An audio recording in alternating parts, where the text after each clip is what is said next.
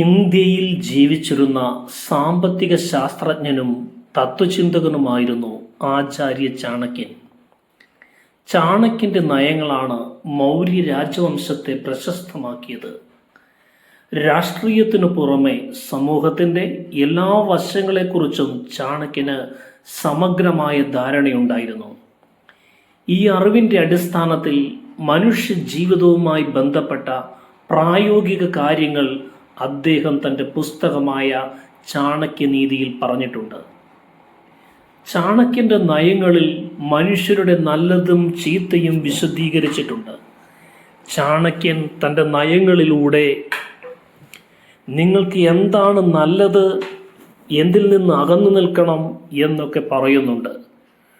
ഒരു വ്യക്തി ഈ 7 തരം ആളുകളിൽ നിന്ന് വിട്ടു നിൽക്കണമെന്നും അല്ലെങ്കിൽ നിങ്ങൾക്ക് എപ്പോഴും പ്രശ്നങ്ങൾ നേരിടേണ്ടി വരുമെന്നും ചാണക്യൻ പറയുന്നു.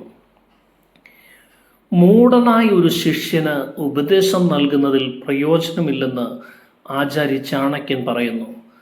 അവർക്ക് തോന്നുന്നത് മാത്രമാണ് അവർ ചെയ്യുന്നത്.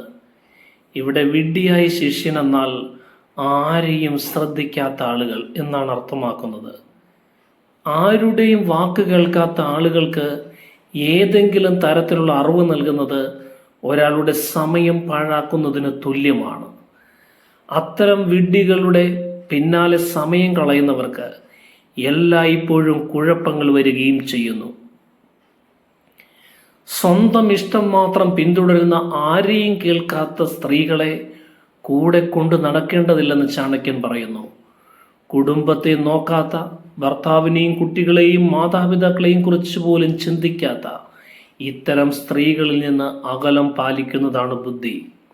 അത്തരം സ്ത്രീകൾ നിങ്ങൾക്കും നിങ്ങളുമായി ബന്ധപ്പെടുന്നവർക്കും ദോഷം വരുത്തുമെന്നും ചാണക്യൻ പറയുന്നു.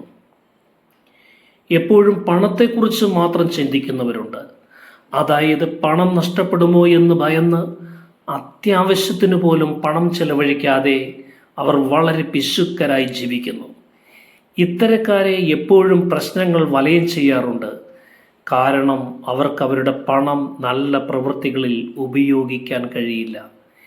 ഇത്തരക്കാരുടെ പണം അവർ മരിച്ച ശേഷം മറ്റുള്ളവർ ഉപയോഗിക്കുന്നു. അതിനാൽ പണത്തെക്കുറിച്ച് മാത്രം ചിന്തിക്കുന്നവരെ ഒരിക്കലും കൂടെ നിർത്തരുതെന്ന് ചാണക്യൻ പറയുന്നു. പ്രശ്നങ്ങൾ എണ്ണിത്തിട്ടപ്പെടുത്തുകയും എപ്പോഴും നെഗറ്റീവ് കാര്യങ്ങൾ മാത്രം സംസാരിക്കുകയും ചെയ്യുന്ന ആളുകളിൽ നിന്ന് അകലം പാലിക്കണമെന്ന് ചാണക്യൻ പറയുന്നു. അത്തരം ആളുകൾക്കൊപ്പം സഹവസിക്കുന്നതിലൂടെ നിങ്ങൾക്കും നെഗറ്റീവ് ചിന്തകൾ വരും. നിങ്ങൾക്ക് നല്ലതൊന്നും ചിന്തിക്കാൻ കഴിയില്ല. അതുകൊണ്ട് എപ്പോഴും സങ്കടങ്ങൾ പറയുന്നവരിൽ നിന്ന് അകന്നു നിൽക്കുന്നതാണ് ബുദ്ധി എന്ന് ചാണക്യൻ ഓർമ്മിപ്പിക്കുന്നു.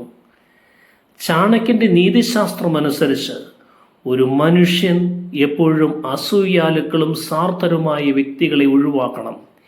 വെല്ലുവിളി നിറഞ്ഞ സാഹചര്യങ്ങളിൽ പോലും അത്തരം ആളുകളോട് സഹായം ആവശ്യപ്പെടരുത്.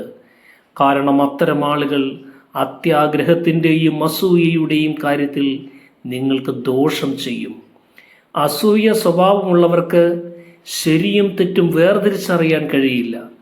മറ്റുള്ളവരുടെ പുരോഗതിയിലും വിജയത്തിലും അവർ ഒരിക്കലും സന്തോഷിക്കില്ല. അവർ മറ്റുള്ളവരുടെ വിജയത്തിൽ അസൂയപ്പെടുകയും അവരെ വേദനിപ്പിക്കാൻ ആഗ്രഹിക്കുകയും ചെയ്യുന്നവരായിരിക്കും.